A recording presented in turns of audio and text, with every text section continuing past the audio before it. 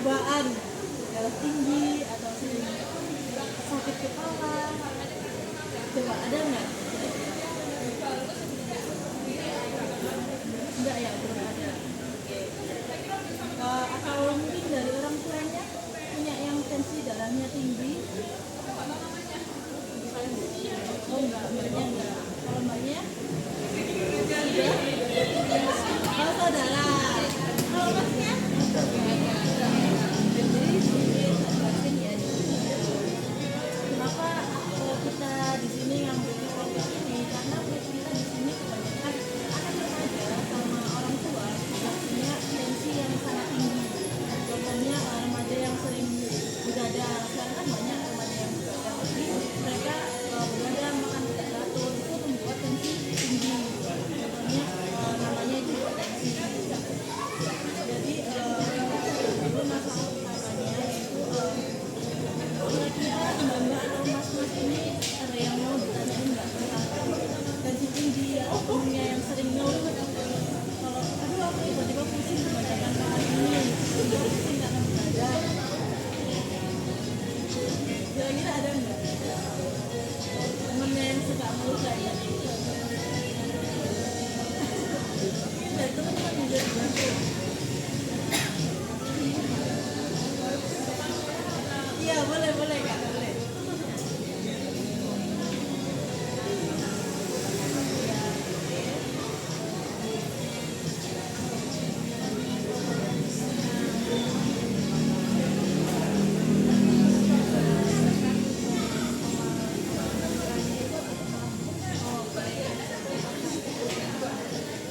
Nah ini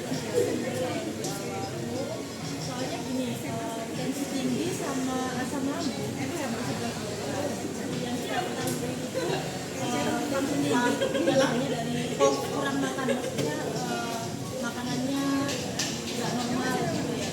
Jadi tensi tinggi itu kebanyakan dari imun, bagaimana dia cara mengolah makanan, bagaimana cara dia teratur. Jadi kalau misalnya dia belum makan atau minum kebiasaannya udah buruk gitu ya, bisa mengakibatkan tensi tinggi. Tapi kan kalau di sini mereka ngerasainnya itu asam lambung, beda sama tensi tinggi. Jadi itu mungkin asam lambung. Apa bedanya? Apa bedanya? Bedanya sama Darah tinggi sama asam lambung kan katanya 11-12. Tapi untuk membedakannya biar fisiknya kita tahu tanpa harus ke dokter dulu, kira-kira apa? perbedaannya ya. Jadi kita punya jawaban di sini.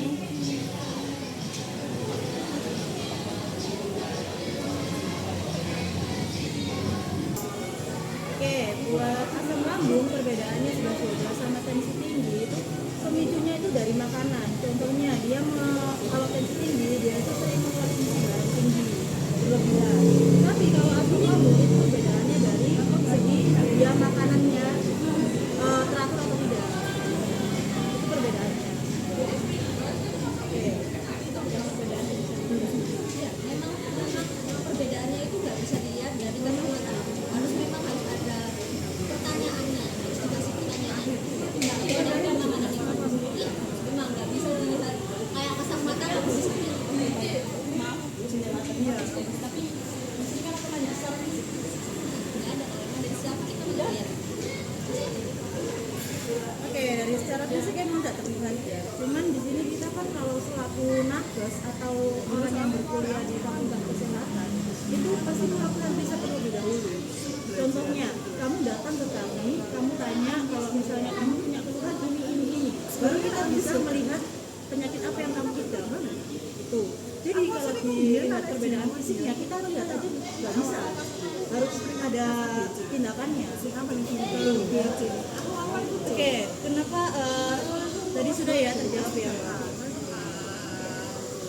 Nah di sini yang saya mau bicarakan itu saya mau ngasih tahu sedikit edukasi tentang penyakit menular dan tidak tertular. Yang tadi itu maksudnya dalam penyakit menular dan tidak menular. Di sini kita masih mau mengedukasi teman-teman yang mungkin teman-teman teman-teman belum tahu apa itu penyakit menular dan tidak menular. Contohnya kalau penyakit menular itu apa yang biasanya teman-teman ketahui? HIV, betul. Batuk, betul, bisa. Apalagi yang teman-teman ketahui? Oke. Itu kan. Oke, nah lalu ada penyakit tidak menular, di mana di sini bisa dilihat diabetes, contohnya hipertensi kayak tadi, tensi tinggi. Oke, lalu jantung kan tidak menular ya. Oke, lalu saya lanjutkan ya. Tadi kan ada penyakit menular, kayak contohnya TBC. Itu penyebabnya kebanyakan kuman atau bakteri. Bakteri itu biasanya disebut dengan virus ya, virus. Dan ini penyakit menular ini masih bisa dicegah. Kenapa kok masih bisa dicegah? Karena ini berbentuk sebagai bakteri atau virus. Virus itu bisa dicegah dengan kebersihan dan makanan bersih. Oke. Ada yang ditanyakan mungkin mbaknya, masnya. Dan di sini penyakit tidak menular, contohnya diabetes, hipertensi, jantung. Itu penyebabnya kebanyakan gaya hidup yang saya bilang tadi, pola makan, lalu kehidupannya bagaimana, apakah dia sering berolahraga atau suka, kebanyakan generasi sekarang kan tidur-tiduran, main HP sampai malam gitu ya, makannya gula terus tanpa nonstop, terus kayak kurang gerak gitu, makannya ngasal, lemaknya dibanyakin. Oke, ini yang paling banyak kan yang terjadi. Jadi kita mau mendiskusikan atau mengajak teman-teman untuk kita kasih tahu ya tentang ini tadi, menular dan tidak menular. Contohnya seperti itu. Ini kita bisa bilang teman-teman bahwa dampaknya itu sangat-sangat besar bagi tubuh kita, bukan di masa remaja tapi di masa tua. Jadi sekarang bisa minum air yang mengandung gula, minum es yang mengandung gula berlebihan, terus minum lemak yang sangat banyak. Tapi mungkin memang tidak terasa di hari sekarang, tapi nanti tua kita bakalan ngerasain itu semua. Oke, makanya kita mau ngasih tahu mengedukasi bahwa lebih baik menghindari hal tersebut, dari menjaga pola makan. Udah dijam. Oke, ini ada hubungan makanan dengan penyakit. Barangkali akan saya menjelaskan.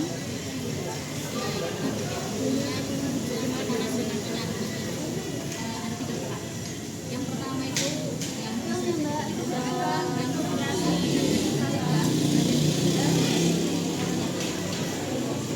contohnya gula, simpelnya gula berlebih itu bisa bikin gula darah itu naik dan akhirnya diabetes. Garam berlebihan bisa bikin tekanan darah itu naik. Begitu juga dengan obat kebanyakan juga bikin kolesterol. Jadi sebenarnya penyakit datang dari diri sendiri, dari habit hidup kita, gimana pola hidup kita, pola makan kita seperti apa, gimana kita menjaga itu. Kalau memang kita nggak bisa menjaganya, asal los saja makannya, ya pastinya nanti suatu saat nanti bakal merasakan hal itu. Soal itu tentang hubungan makanan dan penyakit yang mungkin dari yang itu ada yang ditanyakan.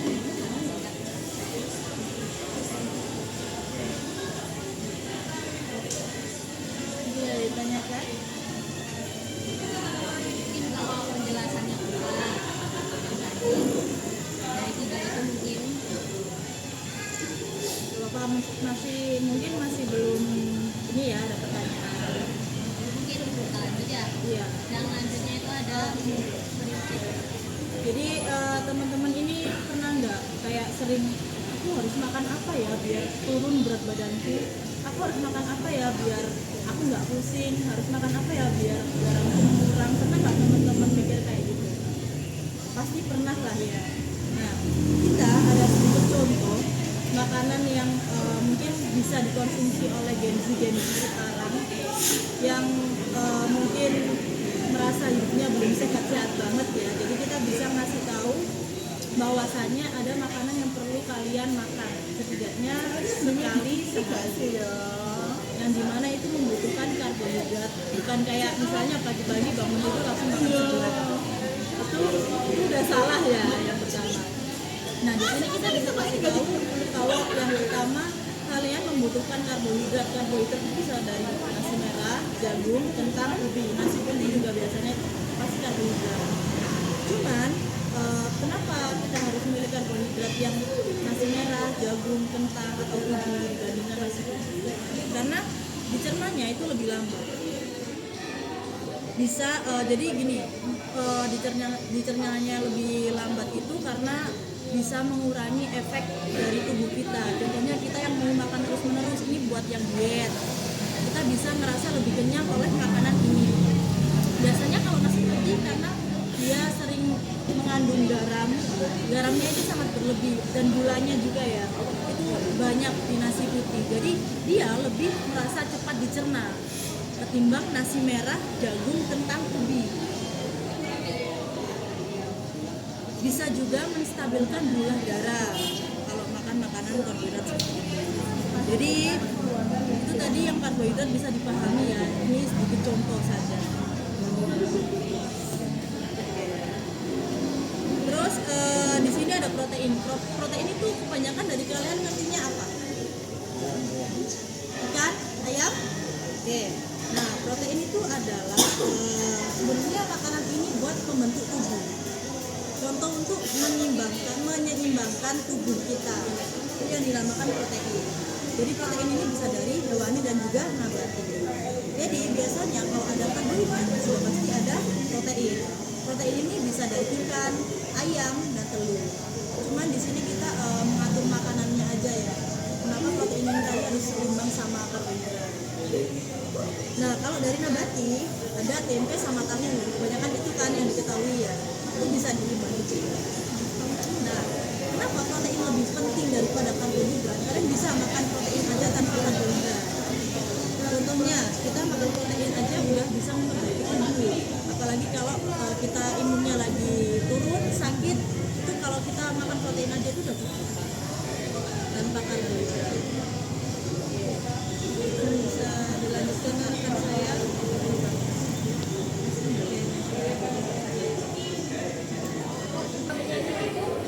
Sebenarnya bisa dicegah dan dikontrol dari makanan dan kebiasaan sehari-hari. Bukan berarti harus langsung sempurna gitu. Tiap saja perubahan itu bertahap gitu. Bisa dengan cara mengurangi gula, garam, dan perbanyak sayur dan buah. Ini ada yang tanyakan. Ini terakhir dari kamu. Ya boleh kak.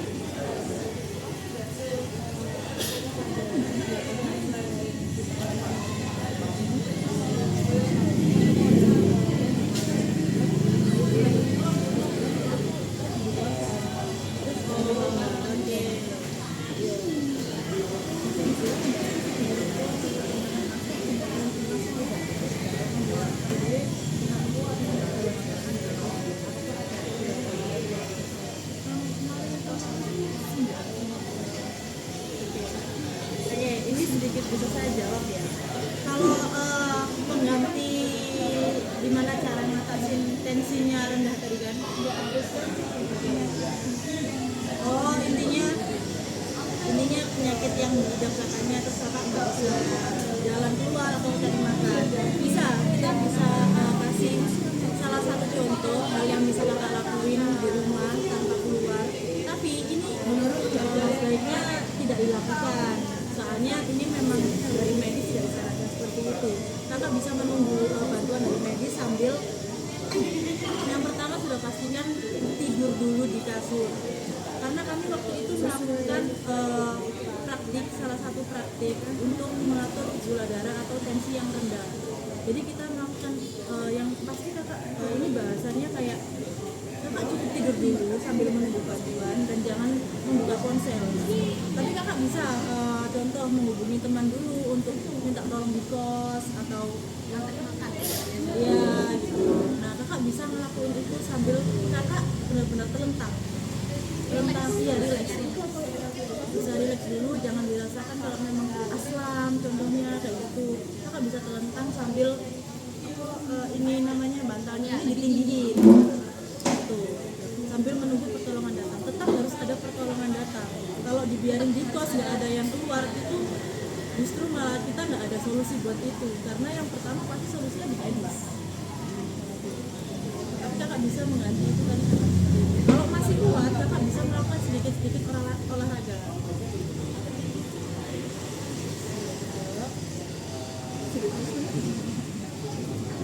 Olahraga ringan.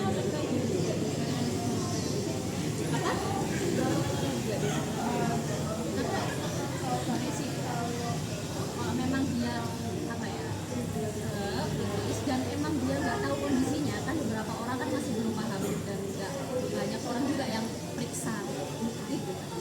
Ya kalau memang itu direkomendasikan itu sangat membahayakan gitu. Jadi memang itu tidak disarankan karena ya gimana, harusnya kan kita ada obatnya tuh pasti kalau memang sudah konsumsi pasti akan ada obatnya. Contoh tadi diabetes, dia punya insulin. Tahu kan kayak yang disuntik gitu kan di FD itu pasti lewat ada beberapa kan. Itu bisa Dilakukan di disuntik itu. rumah. Tapi terkadang orang seperti itu tuh terlalu lemah untuk melakukan sendiri. Jadi memang sebenarnya nggak boleh ditindak. Memang harus ada teman setidaknya yang bantu. Harus ada pertolongan pertama. Sudah terjawab? Ada lagi. Boleh. Saya mau tanya ini terkait penyakit asam lambung. Boleh. Saya salah satu penyakitnya. Saya itu kata saya kan penyakit asam lambung kan dari pola makan yang tidak teratur dan apa yang kita juga kan. Terus saya mau tanya kenapa penyakit asam lambung setiap pagi kalau di habis datang ya atau shift malam lah itu kalau bangun tidur jamnya tidak dicukupi itu mesti asam lambungnya itu naik. Itu apa bisa menjawab ini? Oke, terima kasih Mas. Pertanyaannya tadi saya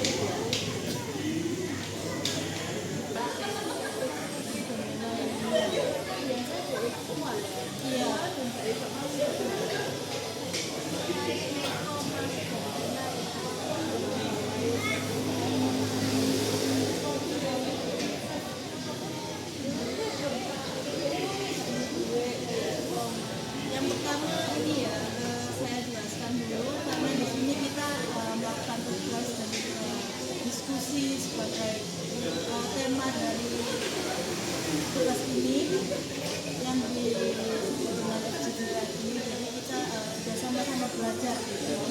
Nah, aku mau kasih tahu dulu kalau asam lambung itu klinisnya itu secara klinis dikenal sebagai thyroid GERD.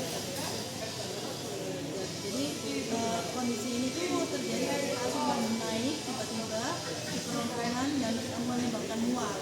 Tadi kan pertanyaannya kenapa setiap bangun tidur selalu merasa mual dan apakah nggak bisa kayak di tongkang ibaratnya gitu kan.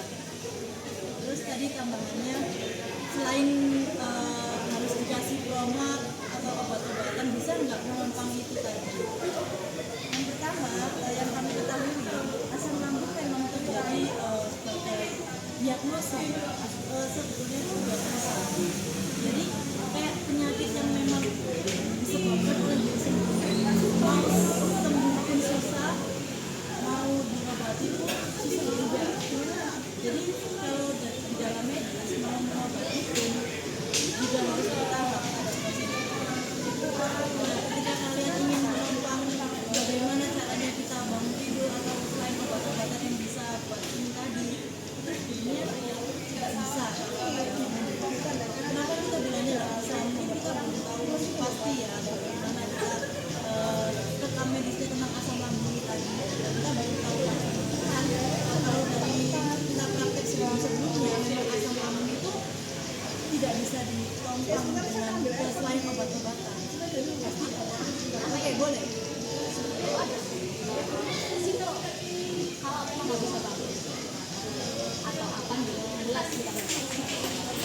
akhirnya bangun dikit aja terus tidak makan, jadi justru jangan dimasukin makanan itu akan buat kalian balik kan.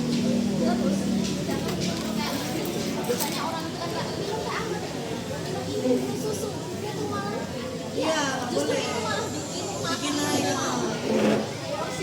posisi tubuh itu juga jangan tiduran sebaiknya karena pasti naik. Nggak boleh banyak gerak, yaitu air hangat ada lagi konsumsi. Setidaknya sampai mual itu kurang. Setelah itu ada jangka waktu tapi nggak yang berat. Jadi bertahap itu ambil kalau saya dapat penyakit kebetulan ambil waktu iya. tahu sejarah di tempat Kalau bisa ganjel pagi di sini dan memang saya juga setiap pagi kenapa saya nggak merasa lambat karena itu dan itu yang membuat saya ketika bangun itu nggak pernah mual lagi dan saya malam sebelum bukan sebelum tidur saya ada satu jus any jus terserah jus apapun saya selalu minum itu satu botol dan itu yang bisa membuat pencernaan ini saya sering yang jamu itu berapa yang mbak minimal itu saya selalu minum itu satu aja paginya itu untuk mual mungkin akan selalu ada tapi tidak seperti sebelum-sebelumnya terutama kalau bisa roti jadi duduk dulu aja nggak usah ambil air hangat atau apa duduk dulu kalau misalnya nggak bisa ngapain apapun duduk dulu kalau bisa ngapain sesuatu ambil air hangat setelah air hangat baru makan roti setelah itu baru Saya kan sudah ataupun saya kan itu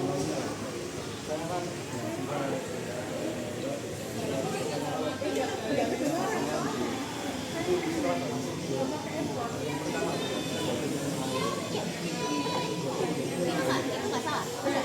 Memang apa anjuran dari kesehatan itu bangun tidur itu harus minum. Entah nyadrek, entah enggak itu memang harus minum.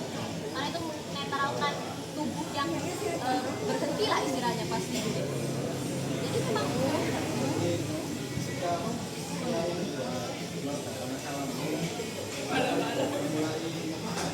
iya.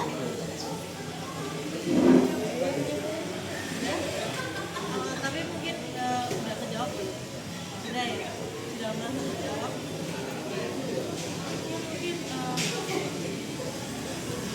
Ya, mungkin